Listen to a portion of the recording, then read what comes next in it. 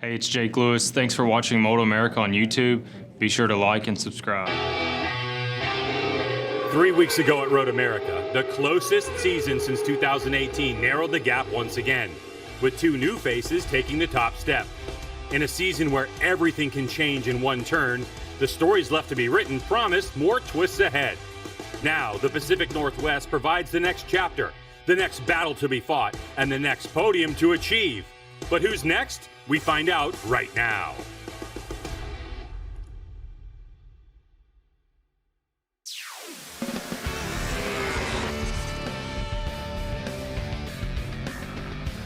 You're locked into the MotoAmerica AMA FIM North American Road Race Championship, the round, the Dynapack MotoAmerica Superbikes at Ridge Motorsports Park. As we set the stage for the Medallia Superbike class here in Shelton, Washington, from a racetrack known simply as the Ridge, we're getting ready for race number one. Hello everyone, welcome to the broadcast booth. I'm Greg White, standing alongside two-time champ Jason Pridmore.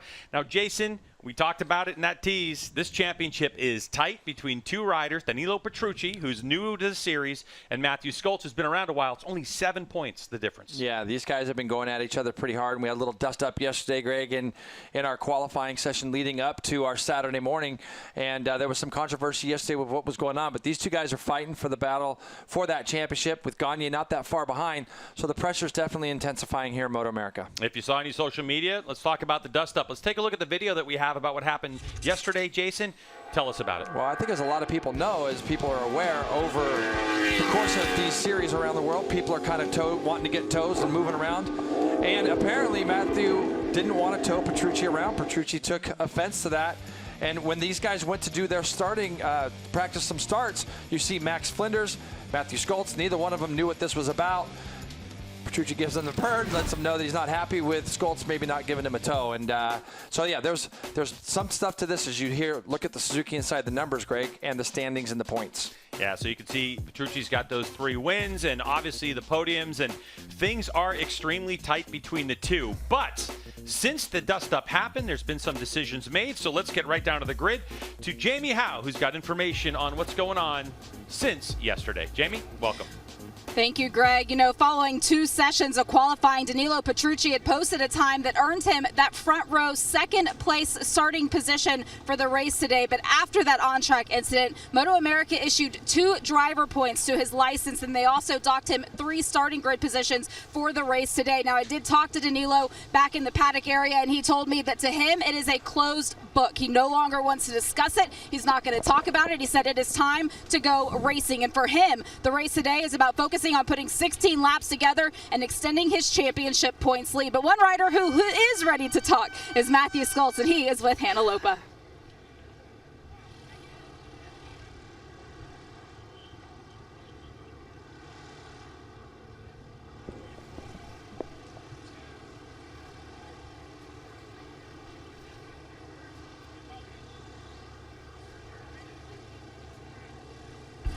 With the rivalry heating up at the front, you know, things are very stressful. Matthew, in light of Q1 events yesterday and having your championship rival just to the right of you on the grid here, what's your state of mind like heading into this race?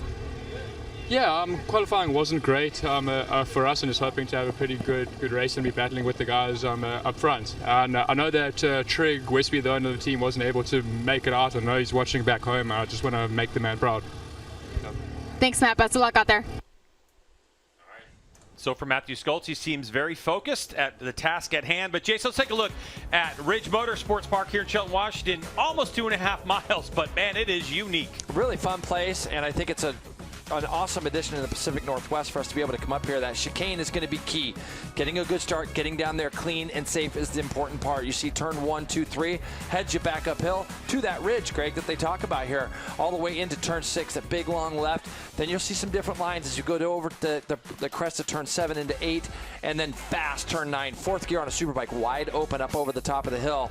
We'll talk about some of that. Into first gear turns both 11 and 12. Back up to 3rd, back down to 1st for turn 13, 14, 15, and onto that front straightaway. It is a lot of fun, a lot of elevation, but we have the treat of Roger Hayden on a Ducati, who takes us around for the Ducati Fast Lap. I'm on board the Ducati V4S. Let's look at some corners to watch for here at the Ridge, starting with the chicane. We've seen a lot of action here last year off the start. All the riders trying to funnel through there in the one line. Then also turn 7. This tricky blind right-hander that drops down. A lot of guys will use the water tank on the left to use a reference point getting into turn 8. Then turn 13. Maybe the slowest corner of any corners we go to on any circuit. Really hard braking. You'll see a lot of passes here. But the tricky part is making the pass and not running wide. All right, thanks a lot, Roger Hayden. And Jason, as we await the start of this thing, we're thinking about our president here, MotoAmerica, Wayne Rainey, because he's not at this event because he is across the pond. And for Wayne Rainey, it's been 1993. It's been 29 years since he was injured racing a 500 Grand Prix machine.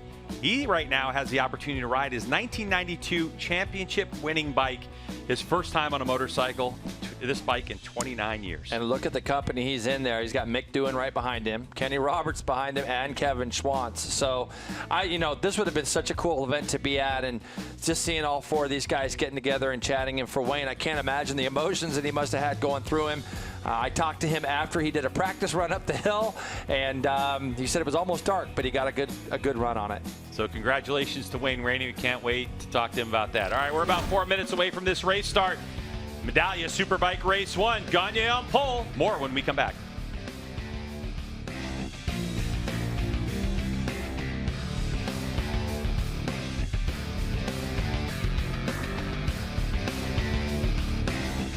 Jason Wigan and Roger Hayden back in the booth taking you through the break on MotoAmerica Live Plus. It has been such a dynamic season in Medallia Superbike. Every time someone seems to get momentum or really start building a case for the title, the bottom falls back out of it. Even though points-wise, Jake Gagne has 15 markers to make up, it appears that momentum is starting to switch back in his direction, at least what we saw in qualifying after a rough weekend for him at Road America. Yeah, he's dominated so far this weekend, practice and qualifying. Nobody, honestly has been even close. And not only has he been getting up to speed, he's been doing so many consistent laps, getting right up to speed. These guys, their plan, they cannot let him get the whole shot and then get away because he's going to put those laps in and check out. So they need to take their shots early. I'm not saying they, got to be dirty, but they need to be really aggressive with him. And this track's hard to pass and not let him get in that flow early. From what we saw in the Super Sport class, which is the race that took place right before that, there is a big difference between being able to ride defensively or having to ride defensively and being able to ride your own lines. So if Gagne gets out front early, I've got to imagine that's going to be really bad news for everybody else. If they can't start showing him a wheel, it's up to Cam Peterson. And how about Hector Barbera on the front row? This could be a run here. Yeah, and he's had pace all weekend, and also we've seen last year he was here really fast and had some issues which really hurt him, but he had podium pace last year as well. So him coming in, it's a track obviously that he likes. He's been fast all week. He's been on the podium now, and that team is really starting to come together. They're winning a lot of stock 1000 races. Now they got 3 Superbike podiums under their belt. They're really starting to find their way. Showing what the BMW could do. Now, we already covered the situation with Petrucci and Stoltz, who are 1-2 in points, and had some aggressive action battling for a win at Road America last time out. Then you saw what happened with them yesterday on the track where Petrucci's going to have to take the grid penalty. What do you think? Of all the tracks in the series, this would have to be one of the worst ones to have a grid penalty, I would think, especially with Gagne up front. Yeah, this is definitely, I personally think this would be the worst track just because that first chicane. Mm-hmm. We've seen accidents all day through there, and it's never the top 3. It's always 5th, 6th, 7th, or even further down the grid. The further more back you are, the bigger chances to have issues through there. So this is a track that, I would not want to, it's only the second row, but, every spot counts going into that chicane being so tight. All right, we'll see what sort of jump he can get on that number 9, the Warhorse Racing HSBK Ducati New York entry. He is your series leader. It has been a pretty up and down season even for him, and if that doesn't illustrate how wild this championship has been, we come into this race with all this drama, yet at the same time, he's leading the standings. He's had some bad races, even bike problems yesterday, which cut into a lot of his track time, and he's never been here before, so that's going to be a factor. You got to figure he's still learning a little bit in the race. Yeah, he didn't get much track time yesterday for sure. Being a new track, I've talked about all weekend, this track is one of the harder ones to learn, even though for him he's going to learn tracks pretty quick. but this one's more difficult because we talk about the elevation. That means things are blind and they take a little longer to find that rhythm. Well, we'll see how quickly he can learn, and from a few spots further back, having to take the 3-position grid penalty. It sure looks like a great weekend building for Jake Gagne. However, the way this season has gone for every one of the championship contenders, just when it seems like they haven't figured out, things change in a hurry. So you definitely don't want to even blink during the action that's coming up next. Race 1, a Medallia Superbike from the Ridge. MotoAmerica at Ridge Motorsports Park is sponsored by Dynapack, your compaction and paving equipment partner. Designed to perform, built to last. By Medallia, the pioneer in customer and employee experience. By Dunlop, the official tire of the MotoAmerica Championship Series. And by Geico, where 15 minutes could save you 15% or more on your car or motorcycle insurance. Starting grid has Jake Gagne with a new track record of 39.145 on pole. Yeah, I think a lot of us thought he might get into that 38. 1 second over Peterson, Barbara, Skoltz, Petrucci, and Escalante back to row 3. Ashton Yates, nice work from him this week, and Anthony Lewis. Gillum, Travis Wyman, and PJ Jacobson are going to round out row 4. Back to DeBrino, local favorite. Calgary Alexander, Flinders, Jeff May, Gilbert, and Coffey. Posh, Lewis, Ezra Bobier, Davis, Lampkin, and Hunter Dunham. And a little bit further back, got Keith Pinkstaff back there, Greg, along with a couple other riders. So these guys are getting ready to roll. 16 laps on the books. When the lights go out, we go racing. Medallia Superbike race number 1 is underway. And Gagne with a good launch. So does teammate Cameron Peterson. But it's going to be the number 1 plate of Jake Gagne, who leads the way on that fresh and lean progressive Yamaha. Yeah, this is the hard part. They got to try to latch onto the back of Gagne early because he can put down some laps, Greg. As you can see, Petrucci does a nice job slotting himself into 4th. He was able to get by Hector Barbara and not let these guys get away. Now you got Skoltz and Petrucci, as we see a rider off in turn 4, but Skoltz and Petrucci are together in 3rd and 4th. So we're going to keep an eye on those two this race, but the 2 bikes out front as Petrucci looks to go up underneath Skoltz for 3rd place, and he's going to make it. Is he? He does. He makes it up underneath, and it looks like it's Escalante, who's been riding so well this weekend, Greg, crashes that Vision Wheel M4 Suzuki.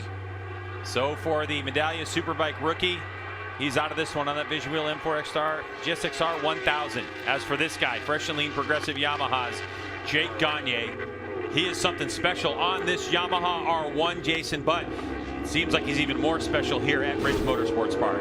Yeah, and left part of your screen here, he's going to lose the front grade. That's really a strange crash, honestly. It looked like he'd already started to make the turn. He just, whoa, you can see that. It's a really weird It's crash. like the front locked up, like and the then front wheel locked up on him. Exactly right. Good call there. And but this guy here, he just gets out there and starts ripping off laps. And you can see now Petrucci is all over the back. Oh, Cam Peterson. Red flag. Red flag, yeah. So good job by Cam Peterson. You saw that red flag at the top of the hill. Difficult place for you to get your hand or leg out, you know, and indicate what's going on. So red flag, Medallia Superbike race number 1. That means all race is stopped. Riders are going to head back to the pits. So another incident on the track. So it wasn't for Escalante. Looks like Nolan Lampkin. That's going to be Nolan Lampkin walking off. One of our stock 1000 competitors. I'm trying to figure out where that's going to be, Greg. Tom Wood Power Sports on a BMW S1000RR. Is this his debut weekend in the class? No, he's been around all year. He's been there. And but yeah, this isn't, I don't like seeing Nolan down, and I'm just trying to figure out where that is on the track. So we'll hopefully hear back and see where that was. I wasn't as concerned for Escalante because we saw him get up, so I didn't think that they were red flagging the race for that reason. And we can see that Escalante's bike was broke. So now these guys are going to get back, get the warmers on the bike. All right, so when red flag conditions, riders come in, can't change the tires, they can do anything else they want. Gagne having a good run at it early. We'll be back to the Ridge.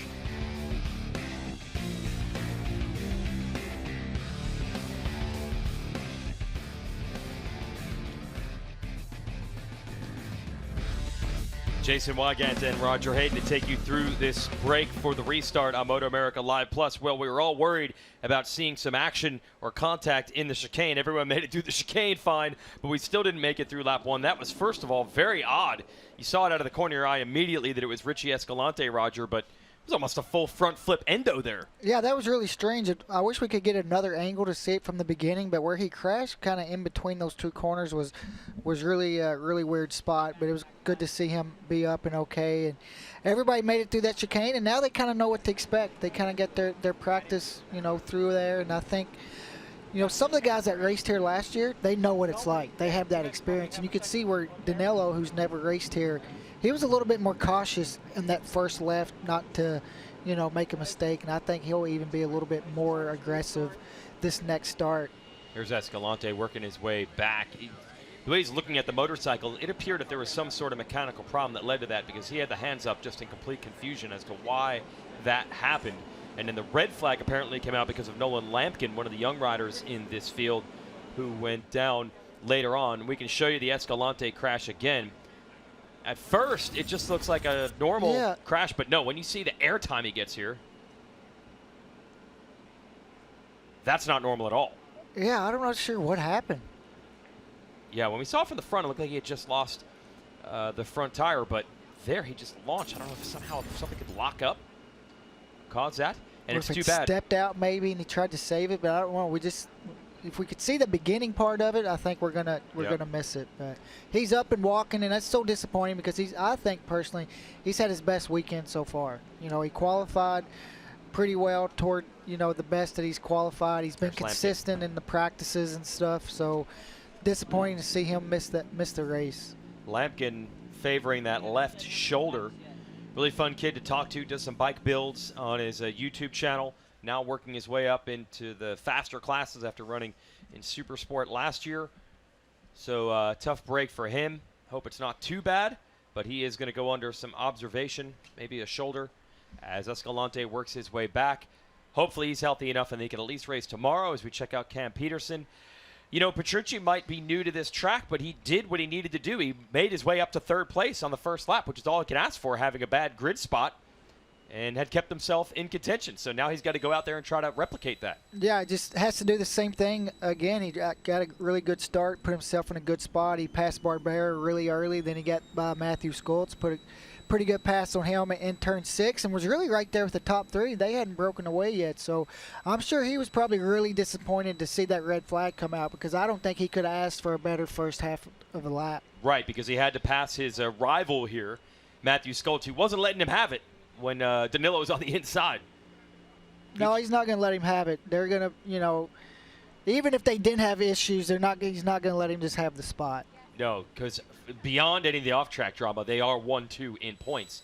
And then you have to account for Gagne, and even Cam Peterson, if luck is on his side, could get back into title contention as well. It has been so fun to watch Medallia Superbike this year, and you got to expect more action is coming your way. We're ready for a restart here at the Ridge. Jake Gagne got to do what he's already done once, get out front early, as we'll have the lights going green in a moment.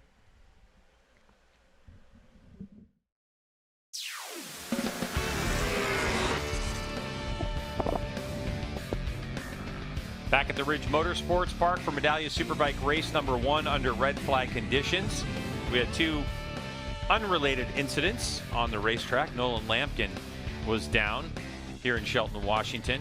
We think that's the incident that caused that red flag. Richie Escalante also crashed out. So here's Nolan Lampkin getting up.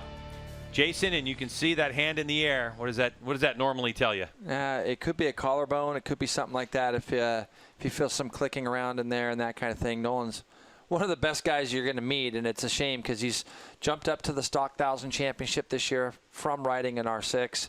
And, when you have that kind of thing going on, it's a bummer. So Nolan making his debut here at the Ridge Motorsports Park on that 1000cc motorcycle. So good to see him up. But Hannah is down there working the pits, and she's with Matthew Skoltz right now. Hannah? Well, Matthew Skoltz was in second place as the red flag came out. Matt, did you get the start that you were hoping to get? I had a pretty decent jump, but I got shuffled back in the first corners. I had a decent moment, I think, in corner 3 or 4, and just got a little bit further back than I would have liked to. So made a small change now to try to get better drive off of the corners. I was losing a lot there, but yeah, I'll just take it as it comes later on. Now, no 2 starts are the same, of course, but is there anything that you're going to do differently now that you've kind of seen how it's going to shake out into that first turn? I mean, hopefully not. I move forward, so I just try to do a similar start. Keep going. Thanks, Matt. Let's get over to Jamie with Hector Barbera. It's been a little bit of a turning point for Hector Barbera this weekend. We've seen you in the sharp end of the field. You've been in the top 5 consistently. What's been different this go around?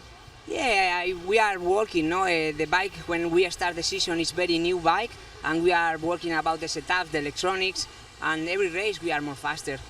And now we have a very good feel, and we think we are ready for fighting for the podium positions. You're going to have to make another start here. What do you do different, or do you change anything at all in these opening laps? We think, no, change nothing. My bike is okay. This morning I go fast, and we try my best in the race. We saw last year it was kind of a different Hector Barbera. You didn't have quite the same amount of confidence. Is this just the repeatability now that you've been to all of these racetracks? Do you feel more comfortable? Yeah, sure. I know the tracks, I know the championships, I know the riders. Yeah, only I think we need a little bit more time because the bike is very new bike, and we need to try a better setup in electronic and many things different. But my team is working very good, and we are arrived. We need a little bit more time. A smile on his face says so much. Time to put the helmets back on, Greg. Yeah, I mean, the mountain that the Tytler Cycles team is having to climb is incredible, and already with podiums, I mean, amazing. It blows me away to think that a team with as big of a footprint as they've made into our paddock, too, with 2 semis, both in the stock 1,000 categories and in the Superbike. But, yeah, we've seen everybody on the podium on that bike, so they're doing a really good job down there. All right, we're going to be back to the Ridge Motorsports Park as our coverage continues under red flag conditions for Medallia Superbike race number 1.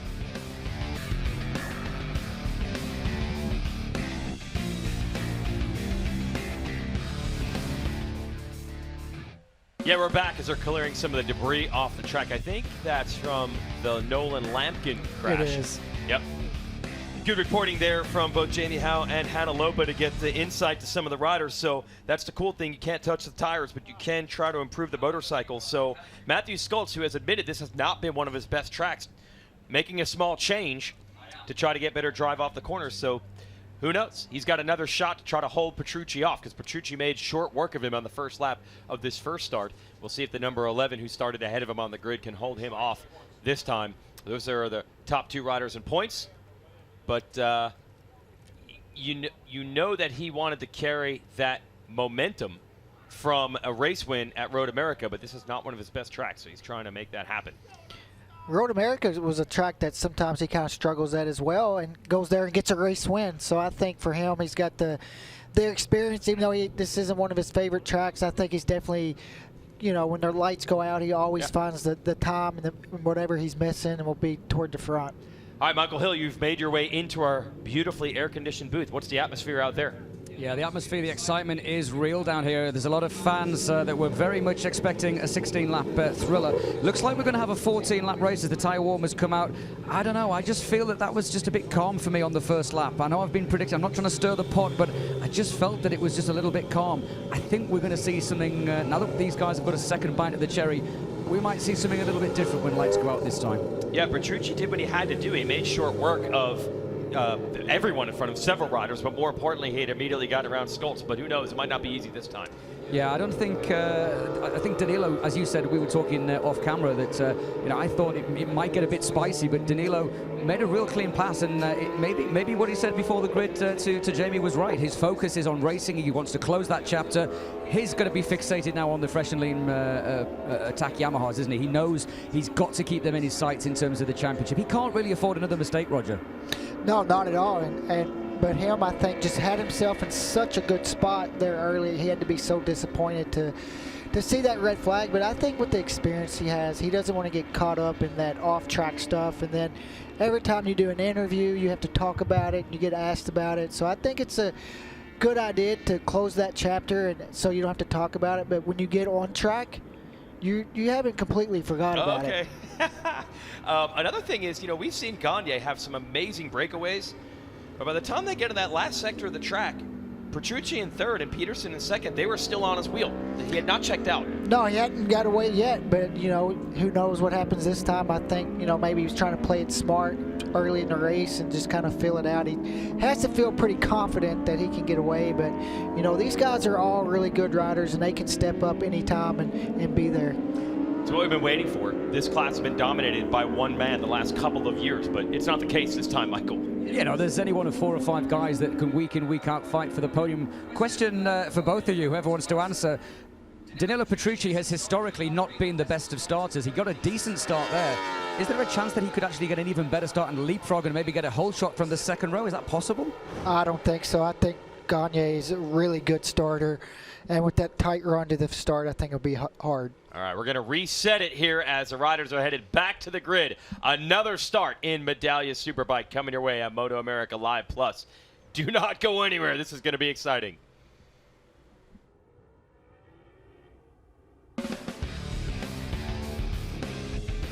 Back at the Ridge Motorsports Park here in Shelton, Washington. Motorcycles back on the racetrack after red flag conditions. This is a quick start procedure, so they're going to get to their grid positions for a moment, then get a warm-up lap. We're going to grid and go. But let's get right down to Hannah with an update. As you can see, the number 54 bike has made it back into pit lane. It's looking like it's in no condition to make the restart of this race. I did touch base with Richie Escalante. He said as he was going in that turn, he opened the throttle back up and the rear stepped out on him and sent him over the high side. So unfortunately, he's out of this one, guys. It's really interesting because when we see this, and maybe it was a bad angle for us because I kind of saw the same thing. There we go. Get a look back here, and you can see even Skolt's got a little bit out of shape. Yeah, it's a weird one. But yeah, I can definitely see what he's talking about there. Losing the rear just a little bit and gets him up over the bars. It's just a shame. You know, Greg, that turn 3 area here is famously called High Side Hill. And unfortunately, Escalante just got to experience that. Now, a couple other things I thought would bring through. It's a really good start for Petrucci coming from that second row. And Matthew, it was also interesting to me to hear that he's already making a change based off of what he saw after just one lap. So we keep an eye on Matthew here. And so hopefully, Westby team's super experienced to see if they go the right direction with that bike. Yeah, I'm sure they will, and that's really what happens under red flag conditions is teams can change anything they like except the tires. The tires can only be changed if Dunlop deems that the tires can be changed. So these already have a couple laps on them as riders are warming up again. You can see how slow some of the guys are going, Greg, on the siding laps and even on the warm-up lap here, and that's because the heat, you know, we're obviously at a hot place today, and you don't want to wear the tires out too bad on these siding laps and warm-up laps. You want to have enough heat in them so that when you're ready to go, they're ready to go. Yeah, the temperature is rising, isn't it, Jamie? Well, the ambient temperature isn't rising. We've been at about 88 degrees all day, but what's happened to the racetrack in the last hour is the track temp has gone up over 8 degrees. So we're now at 113 degree track temp, warmest we've seen all weekend. Now, what that's going to equate to for the riders is it's also the greasiest that we've seen it all weekend. So they're going to have to deal with that because, as you mentioned, under that red flag, could not change their tire selection. And look at the last 2 guys that are back here. You can see, you know, all these guys are going to get to the grid as quickly as they can, but they're not going to, you don't want to be sitting on the grid for a long time, Greg, because the siding lap and the warm-up laps, you know, you're going to get enough heat in the tires just based off of that 113 degrees that Jamie's just talking about. So here in the late afternoon, mid-afternoon time, that's when we usually see the biggest track temperatures, isn't it, Greg? Yeah, I mean, not 113 degrees ambient like we saw last year. Wow, last year was without too much. question. It was definitely too much. But yeah, it's as strange as it's been here in the Pacific Northwest up until a few days ago. Really, it's been nothing but rain, and then this heat wave's coming in until Monday, and it's going to go back into the 60s here. But we're riding it right now. I was lucky enough to ride here this last Monday, and a couple people told me that it was the first day in 3 weeks, literally, that they have not seen rain. So, yeah, this place has been getting a good soaking. Let's see if Hector Barbera can get that number 80 BMW off the line here a little bit better than he did the first time. 14 laps for this restart. Original grid position, so Gagne still on pole. Petrucci down in 5th. Start number 2 for Medallia Superbike. Race number 1 is a go. Cam Peterson with a really good launch on the 45. But his teammate Gagne up the inside. Peterson trying to get position around the outside. Petrucci trying to get up into 3rd immediately. Barber does a nice job of defending that 3rd spot. Let's see if he keeps Petrucci behind him as they get down here to turn 1. Cam Peterson playing a good teammate there. Didn't really challenge Gagne as hard as he probably could have as they went down into that chicane. It's a good start for the 2 teammates out front. You can see Petrucci trying to do something with Barber, and he does. He rides around the outside of him in turn 3. Now he's got those 2 blue bikes out in front, Greg, that everybody's been chasing. So it's a pair of fresh and lean progressive Yamahas out front, and then it's Danilo Petrucci. Danilo on the Warhorse HSBK Racing Ducati New York machine. That's a Panigale V4R. He takes over third spot. You can see Jake Lewis had got a good start, but Matthew Schultz was able to slide up underneath him there in turn 6. The number 9 already taken a step of pulling away from Barbara and trying to chase down Gagne and Peterson at the front. So this was a section I was out watching the other day, and it was amazing how fast Gagne was coming up over the top of that hill, how late he waited to brake, and then he goes all the way back down through the gears. This is all first gear on these motorcycles, down through here, and then he's going to go up a couple as they head down to turns 13. Matthew Schultz now 5th place behind Barbara. Not the start that Schultz wanted. So they were lined up side by side, was Petrucci and Schultz. And Petrucci with a better start and definitely more aggression to put his Ducati into position. Coming down the hill, Gagne trying to stretch it out. Cameron Peterson, I had a long talk with him earlier today, Jason. We talked about his frustration and not being able to do the pace of his teammate, but oh, there's a big crash back there, Greg. There's a big crash coming onto the front straightaway, and I didn't see who it was. It looks like it could have, nah, it's not, okay. Thought it was Matthew for a minute, but it is not. I'm looking back to see who that is. I didn't mean to interrupt you, Greg. I just saw that in the background. Is that, I don't even like to think about who it might be. It looks like it could be Jake Lewis, though. I see red leathers. yeah, as well. It's a Vision Wheel M4X Star Suzuki. And Jake Lewis, he was the only one left on that bike, on that team in this race. So Jake Lewis with a big incident. He's down. Jay, you caught it. Now these guys come out of this left and they cut across the paint. You can see a couple guys doing that. Jake got out of shape even before he got to that paint. Ooh. And then it looks like Ashton Yates right behind. Look at him go right between Jake Lewis and that motorcycle. Ashton Yates, if you follow him on Instagram, some of the stuff he does on a super motard bike is really impressive, and he used all of his skill there to avoid Jake Lewis sliding along the ground in front of him. Unbelievable for Yates. What a great way to avoid him. Red flag again.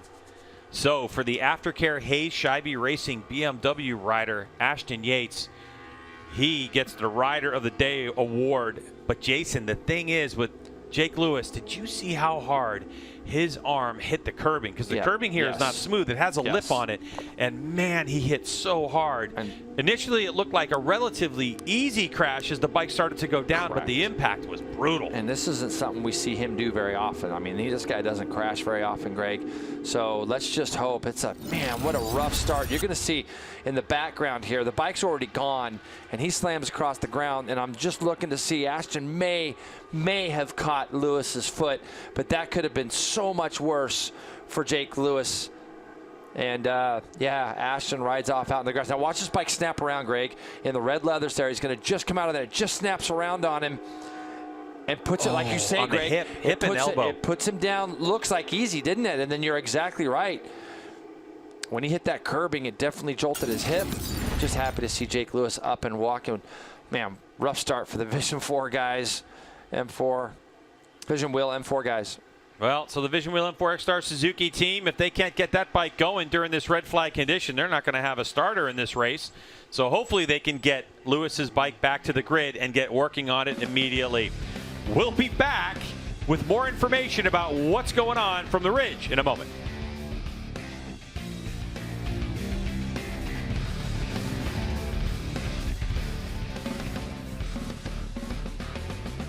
Well, at least Ridge Motorsports Park has been equal opportunity. It has had crashes in almost every section of this track. We've seen so many red flags and restarts today, and all in different areas.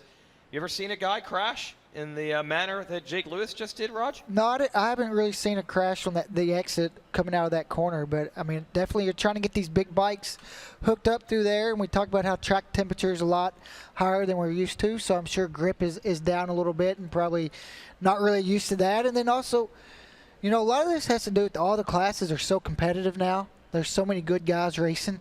They're pushing that extra little bit, because if not, you know, you're going to finish further down the grid. Well, yeah, Jake Lewis has been trying to adapt and adjust and close that gap in this Medallia Superbike division now that he's back in this class. And actually, the beginning of that first lap, he was going really well. Yeah, absolutely. Jake Lewis made a pretty good start on that second run. He had made progress, and as we were watching, it did just snap out. We're seeing here now, live shots, some changes on the Ducati, and it looks like he had some problems. Something is not working right. What is that, Roger? Looks like the foot peg broke. Yeah. Look at the foot peg right there, the silver part. See how it's only half? Snapped. Yeah. What would have caused that? We didn't see him having any issues, but this red flag, again, looks like it's giving a bit of a lifeline to Petrucci as well. Drama. We said there would be drama, guys, but I didn't think there'd be this much. I don't even understand how that happened. We didn't see any contact there, and he was obviously riding very well. Maybe hit a curb. You know, Okay. you heard Jason talk about these curbs are a little bit elevated, so maybe somewhere he hit a curb. He could have probably finished the race with it the way it is, but definitely the bike would have been slipping around. And, you know, these Ducatis aren't the easiest things to make changes on quick. Wow, they're having a scramble right now, and it's been a scramble all weekend. And Michael Hill, you were talking about, you know, we're going to a third restart. That's a lot of wear and tear on these motorcycles. Yeah, we have seen issues this year with riders, including Danilo Petrucci, when, of course, that clutch fried and put him out of contention earlier in the season.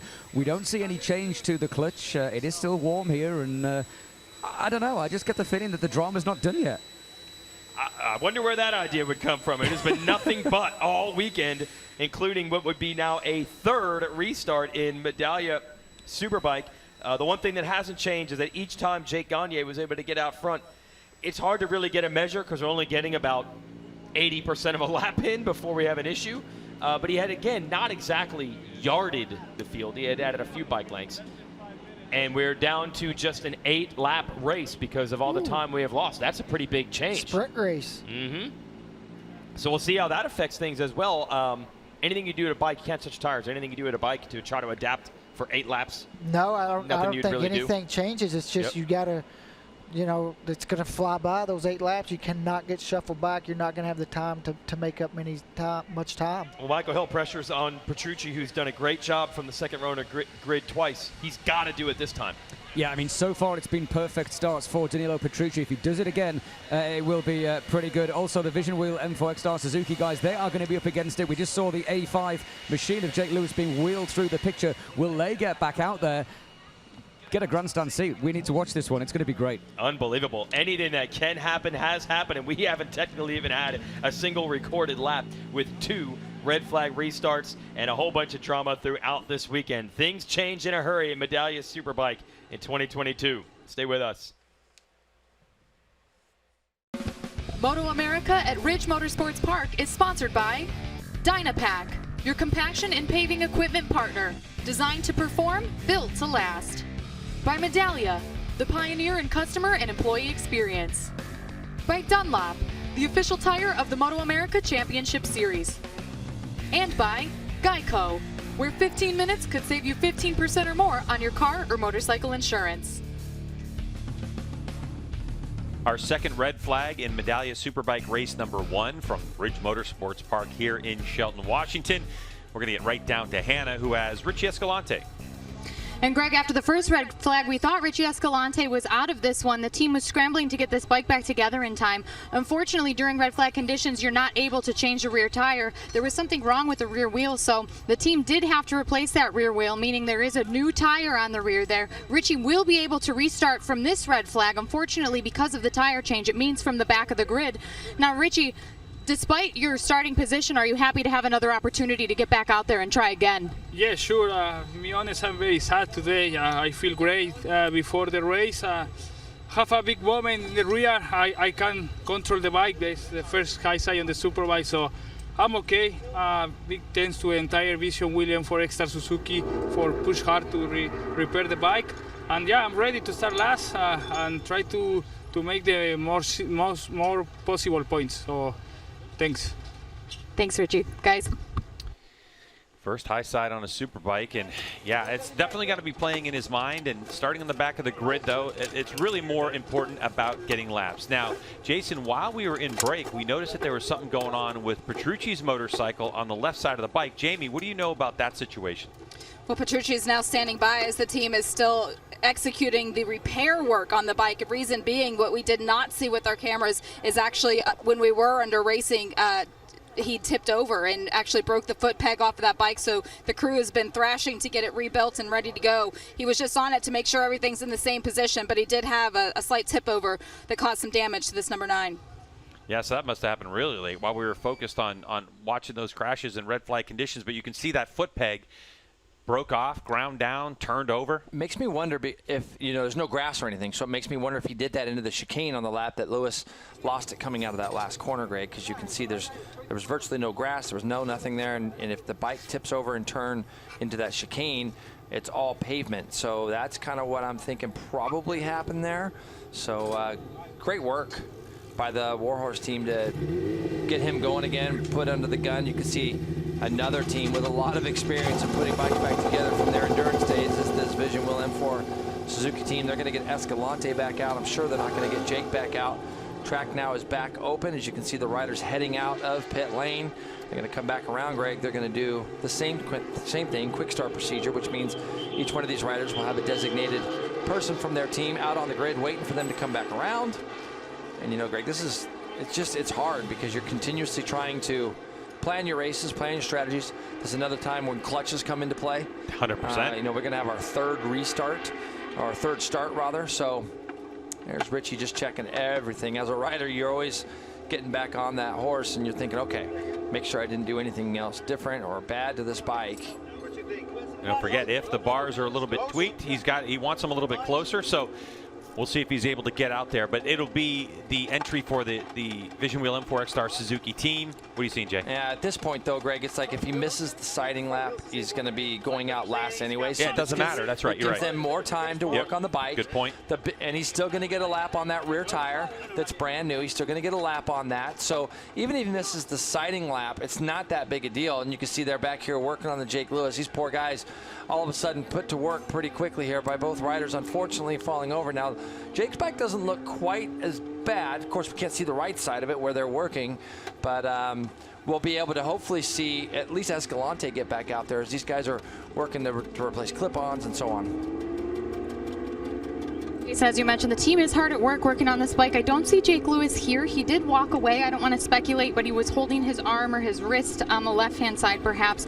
But if he comes back and he feels like he can do it, the bike will be probably ready and waiting for him. Yeah, he took a big hit. Let's take another look at the crash, Jason, from behind. And you can see Lewis coming through. He's just in the middle between those two corners. That is a weird crash. The more I look at it, the stranger it gets. And you can see the reaction from his body when he hits that curbing. And it's just a really strange incident. And it's something that this team will go back and look at the data and see if there was anything weird or peculiar. I've never seen an accident there, if I'm being honest with you, Greg, too. I don't remember or I don't recall seeing something like that before. But, the biggest fear is that when you slap your hands against the ground, all the bones in your hand, they're so small, and you can fracture a bone or anything in there so easy. But the scaphoid's another one that's a bad one.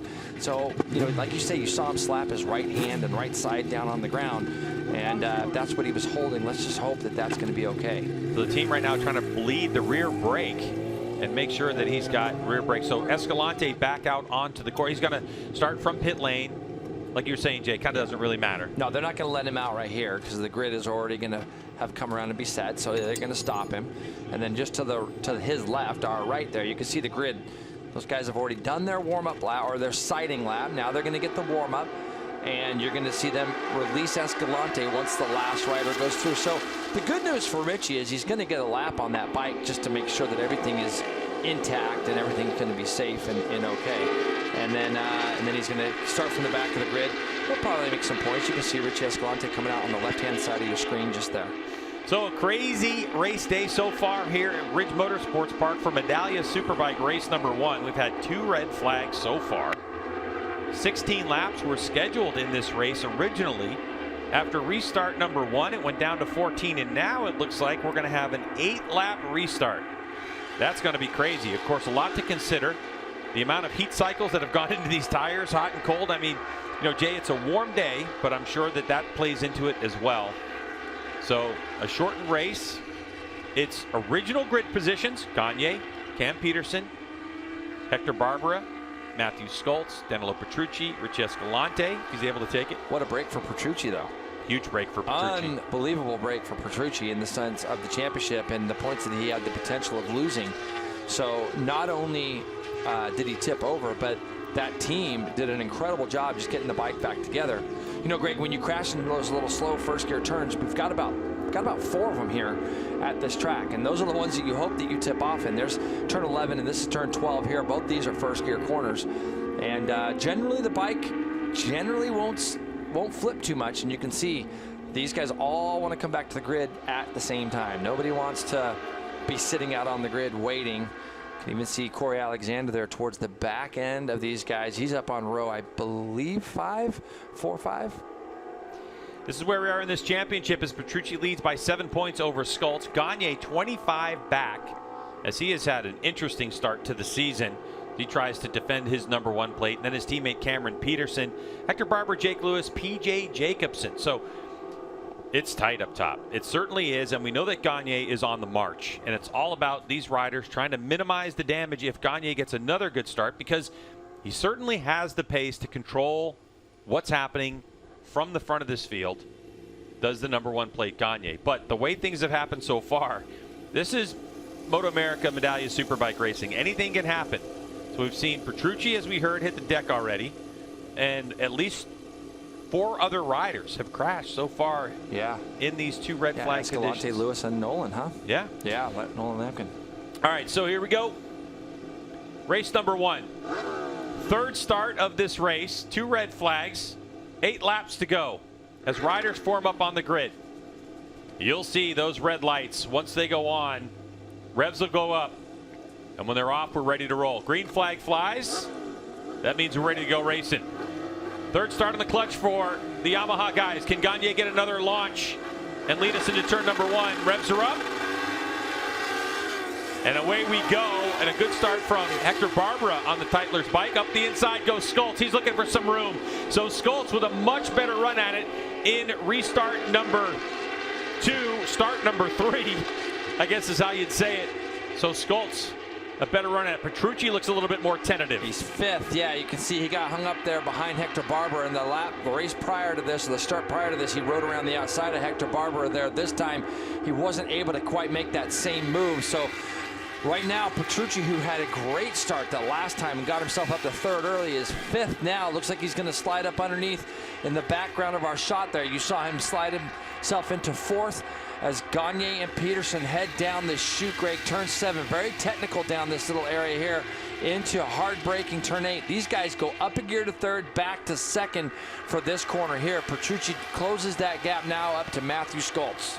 The championship rivals, the number 11, Westby Racing's Matthew Skoltz, and Warhorse HSBK Racing Ducati New York's Danilo Petrucci on the number 9 as Petrucci looks for a way around. Meanwhile, these fresh and lean progressive Yamahas are setting sail up front, but not quite the gap we've seen on the first lap from Gagne for the moment. Ooh, Petrucci looked like he was having a go at Skoltz in turn 12, and it looks like there was probably contact made between the 11 and 9. You could see Skoltz look back, so I have no doubt there was contact in turn 12 there between those 2 guys, and that's going to create a bigger gap now as Petrucci's trying to get himself to the front.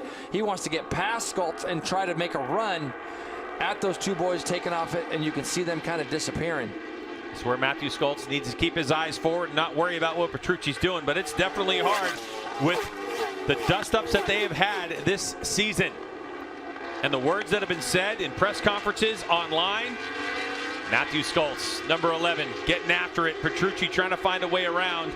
Once again, only 7 points separate these 2 in this championship. Look at the corner speed of Petrucci.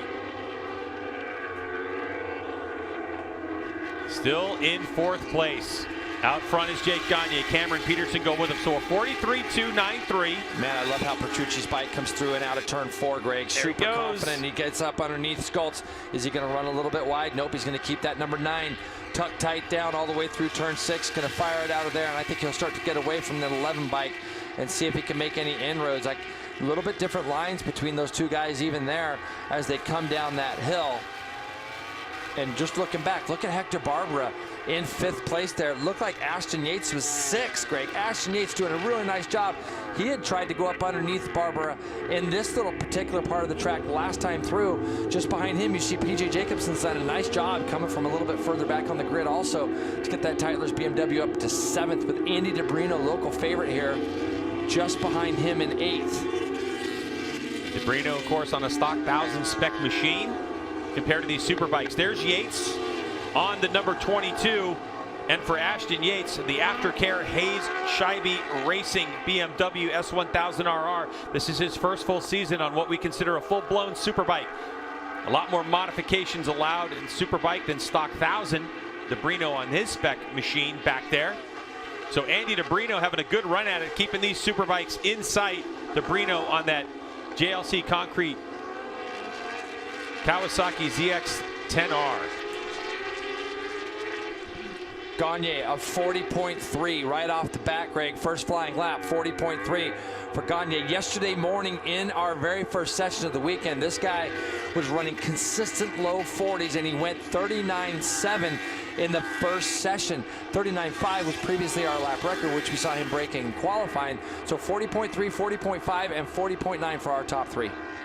We've seen the struggles that Jake Gagne's had over the course of the first 4 races this season, and he said that finally this weekend, it really started to show itself at the last round at Road America, but they have finally found the front end feel that he was looking for. He said it was all in the geometry, the fork settings, just under braking. He didn't have what he was looking for feel-wise. He couldn't quite get that confidence at the front end, but they finally found it through the sessions of Road America. Then he made a mistake. Race number 2 was just a little weird altogether, so they never got to reap the benefits, but as soon as they unloaded this weekend, the bike has just performed beautifully. He said everything front to the rear is exactly the way we want it, and he said it's really a turning point in the season for them. And Jamie, you're absolutely right. As far as Jake Gagne's teammate Cameron Peterson is concerned, he had the same feedback when I chatted with him. He said going through the same routine for the weekend, same mindset. He doesn't really have a lot to say because the bike is just working so incredibly well. He was kind of frustrated to be so far off Jake. He was really hoping to close the gap, and it looks like he's chipping away at that slowly here now. Yeah, but this is what I've talked about with Cameron Peterson, Jason, and that is Jake Gagne is not your benchmark right now. This is Gagne. He's been on this bike for 2.5 years now. Cam Peterson, a half a year. And so I understand you want to set your eyes forward, but the question is, how much do you risk to get after your teammate? Well, it's easy to say that, but a racer's a racer, and your teammate is always going to be your benchmark. Now, how you close that gap down through the course of the year is another story. And what we're seeing right now from Cam Peterson, we've seen him struggle at the beginning of races, and he is slowly chipping away at curing that problem. I'm really liking what I see as he was able to match his teammate, and you can see the distance they've pulled out over third place. 3.4 seconds between Petrucci and the leader Gagne, with Cameron Peterson smashed in the middle of the both of them. Now, what you see here with Cam Peterson is he's able to see what his teammate is doing, and getting up to pace quicker is such a key in these races, and Cam's getting much better at that, Greg. Really impressive stuff. But what Cam Peterson told me, Jason, is when he looks at his teammate Jake Gagne, and he's got him right up in his sights, not only can he see it physically, but also in the data. It's Gagne's ability to get the motorcycle up so quickly, like right there, just coming out of the corner and getting it up onto the meat of the tire, that Cameron Peterson is really trying to figure out right now, because still it's more of a gradual getting up on the meat of the tire, where Gagne is able to just have that feel, open the throttle, and get it up there. As a matter of fact, what Cameron Peterson told me around this racetrack, Jason, this is shocking. When they look at the data, Cameron Peterson versus Jake Gagne, Gagne is 11 seconds at 100% throttle more per lap than Cameron Peterson is. Yeah, and it's really interesting because that's just a rider preference thing, and it's a matter of being able to get the bike up off the edge of the tire. But that also tells me something, Greg, about how you get these bikes slowed down. You don't want to keep charging corners all the time. It's going to make you later on the gas. Later on the gas means you're going to be later at getting that throttle to 100%. So when you look at what you just said there, it makes a lot of sense to me. Gagne has improved his stats over the last couple of years of how he gets into corners. The bike's not as loose as it used to be. He's not over braking as much, and he's able to get the bike in, turn, and out. Now for this guy, Petrucci, looking at what he just did, a 40.9. So he's capable of still keeping it in that 40 range, Greg. But for Danilo right now, this is a little bit of damage control. He's got the guy behind him in the points in Matthew Skoltz, who is still running fourth, but he's under pressure from Hector Barbera. So he's got to keep these two guys in front. Got to keep that pressure on them because you never know what can happen. After having some issues in the first qualifying session yesterday, this is a different bike for Danilo Petrucci than what we saw him on in Q1. And he was able to pick up a 1.5 seconds in the second qualifying session today, but he said despite that, it's still a challenge for him. He was not riding nicely, as he put it. He said the electronics are just off, they're still struggling, and he even went on to say that he doesn't understand why they're in the position that they're in, but they continue to fight. We saw the thrash on pit lane. This team is certainly by no means giving up. They're just not as happy as they would like to be at this point in the season. You know, one of the things I noticed too here, Jamie, yesterday, both the Yamahas, as I said, Greg, they were going to first gear for these very slow, tight corners in 11 and 12, and they were going up 2 gears, back a gear for turn 13. It seemed like the Ducati might be rolling through in second, or they have a really, really tall first gear on that bike. He was only having to do 1 upshift and 1 downshift. So I think for Danilo, this is going to be a thing that he can come back and give his team as much information as they need, and hopefully get him better. I believe tomorrow he does start from the second place position. He only had to serve that penalty today, and that will also make his race a little bit easier. Looking at Matthew Schultz, he's drifted behind Petrucci now by about 3.2 seconds. Want to make a quick note here as Jake Gagne is out front by 3 seconds over his teammate. He's done a 1:40.227. That is a new race lap record. He broke Cameron Beaubier's 2020 record of a 1:40.6, and he's gone even quicker out front. And oh, by the way, Cameron Peterson's going so good, he went faster than the previous race lap record by going a 1:40.576 as his best.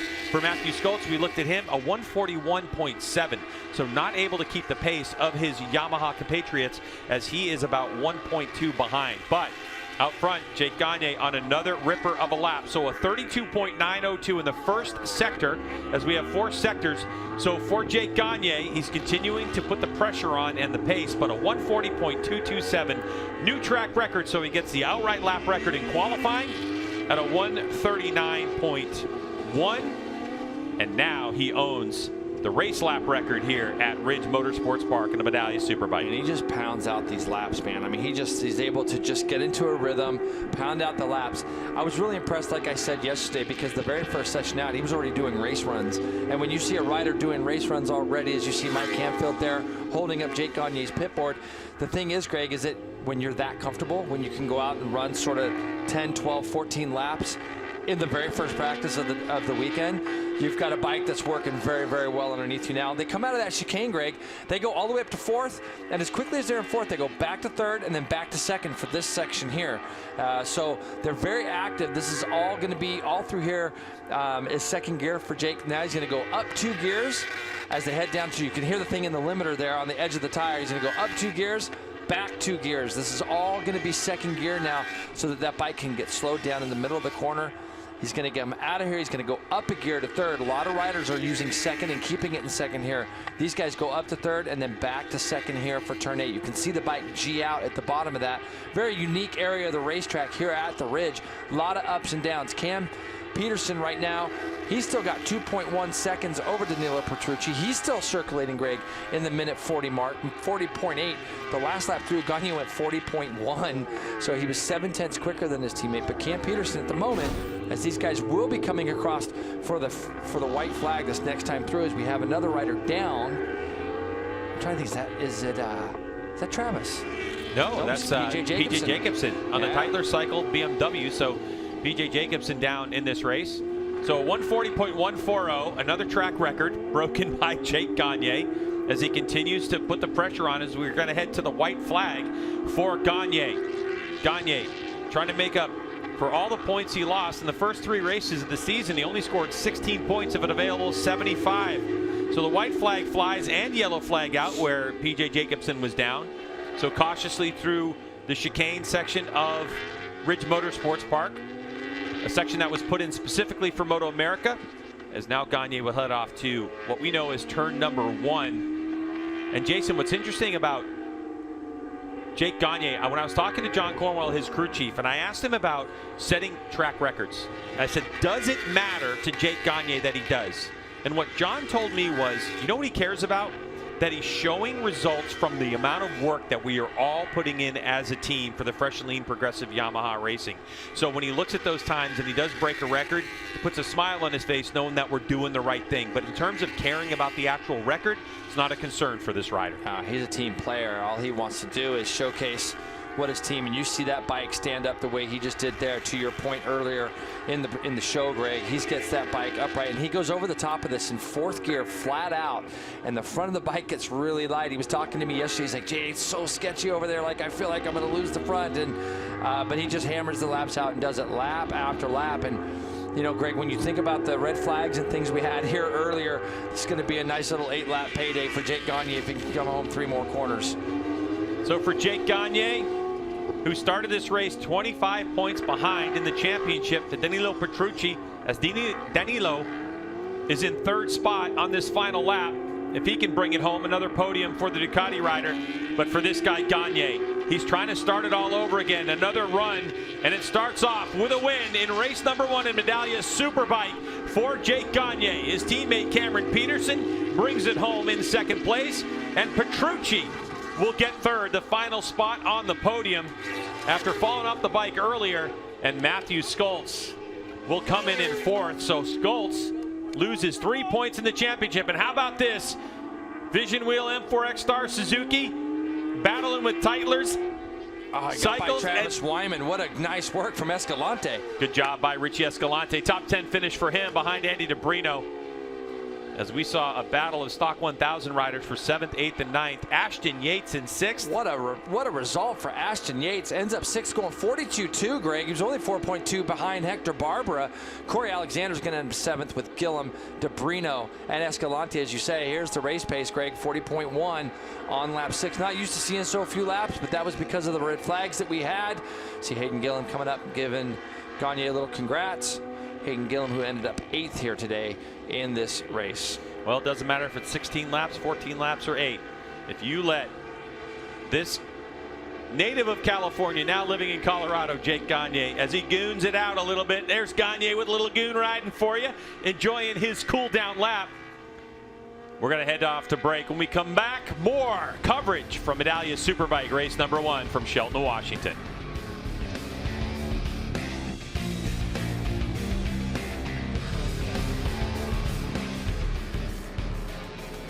Well, I'm just going to be honest here in the booth, Jason Wygant and Roger Hayden, when we heard the race was cut down to 8 laps, which they needed to do to fit it in due to all the delays of the restart, we thought we were going to get chipped on action. But in the end, 8 was all you needed to know who the best guy was in this race. Yeah, checked out.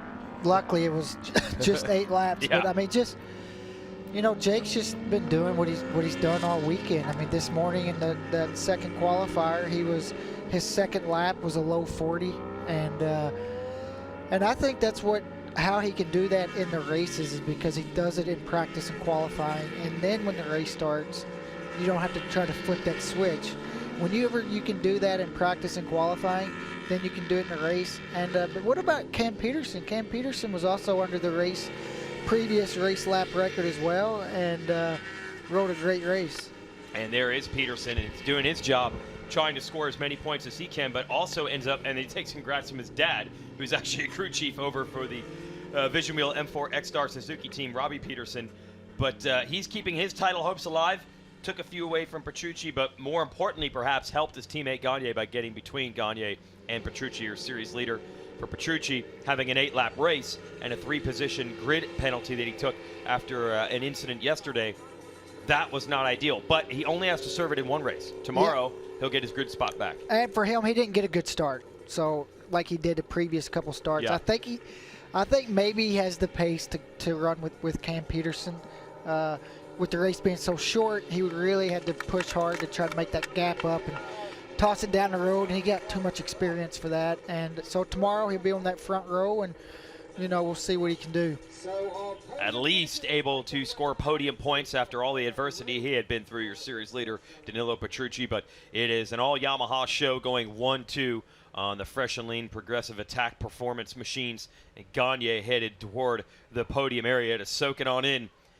Don't count this guy out. He's had his ups and downs throughout this season as well, but if he gets on another roll, he could quickly make up ground, probably cut about half of the distance that he had in points in 1 race. That's how quickly it happens when we've got a field that's deep enough like this. And tomorrow, looks like obviously, he has the pace to win tomorrow. You were scared at one point. He was breaking segment records that he didn't need to. Breaking track records with a 3-second lead, so definitely there's even more in the tank, I'd say. So he's going to come out this weekend, hopefully have no issues tomorrow, but it's racing. You never know what can happen. No, he has seen that firsthand this year, and that's good to see some congrats between Gagne and Petrucci there as they head to the podium.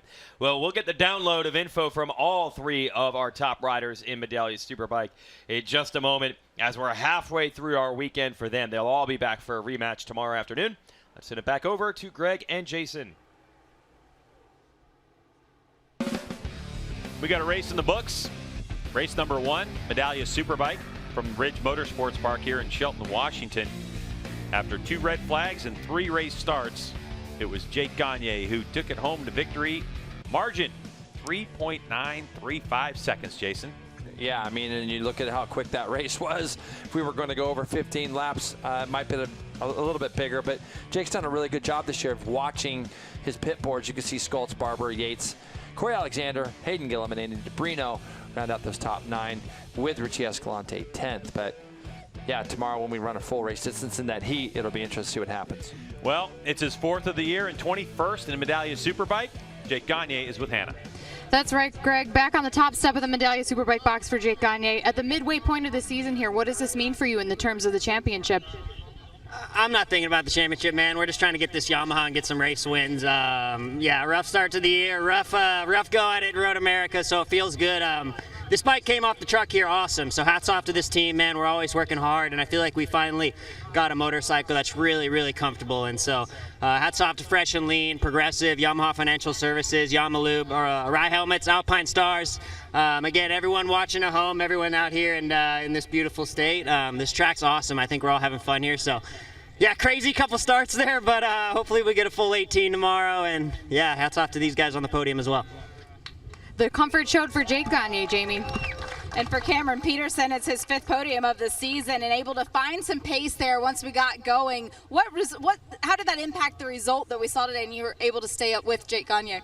Yeah, I think it was massive. You know, that last start we did, I just kind of put my head down and tried to latch onto Jake. And, you know, obviously with some ins and outs, the tires kind of just had that normal drop off. So, yeah, I think being able to latch onto Jake for those first couple of laps, get the gap from the guys behind me helped out massive. You know, like just having that little bit of a buffer was huge. But once again, massive thank you to the whole team, the Fresh and Lean Progressive Yamaha team, Yamaha Financial Services, Yamalube, Rye Helmets, Alpine Stars, everybody in my corner. I can't thank them enough. And yeah, hopefully let's just keep this going. And just a quick one, it's my father-in-law's birthday this weekend, so happy birthday, guy. Hope you have a good one, and thanks to everybody for coming out. We'll put a show on for you guys tomorrow.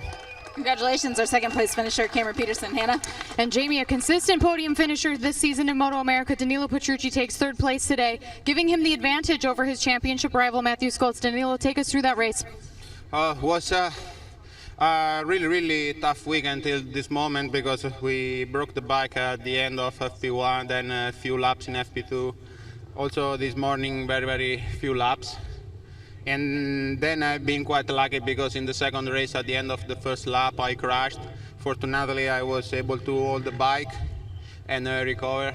The team is doing a great work for solve all these issues. Big congrats to Yamaha guys, another level today. Hopefully tomorrow with a better start we can stay a little bit more with them and with a little bit more experience maybe on this track. Maybe I will try to stay closer to them. Optimistic for tomorrow. Danilo Petrucci, guys. And you know, the thing is about what he just said there, this guy's coming to a new track, Greg. Obviously, he's never been here before, and he hasn't got that many laps. He sat out a lot of the laps yesterday in FP2, as he said. So it's not the easiest place to learn, as you can see here. He does extend his lead a little bit to 10 points. That guy in 3rd is the guy he's got to worry about 16 there. Cam Peterson 4th, doing a nice work with Barbara. So I think with Petrucci, what he says, get that front row start, a little bit more experience, maybe change some things in the morning. He might be able to try to go with these guys a little bit better. 7 podiums so far this season for Danilo Petrucci, who leads this championship over Matthew Skoltz. Jake Gagne, though, is on the way. What's going to happen tomorrow? It's supposed to be even warmer, and the sun's going to be shining here in Washington. You don't want to miss it. So for Hannah, Jamie, and Jason, I'm Greg. Thanks so much for watching Medallia Superbike race number 1. We're going to do it again tomorrow. Can it be as drama-filled as it was today?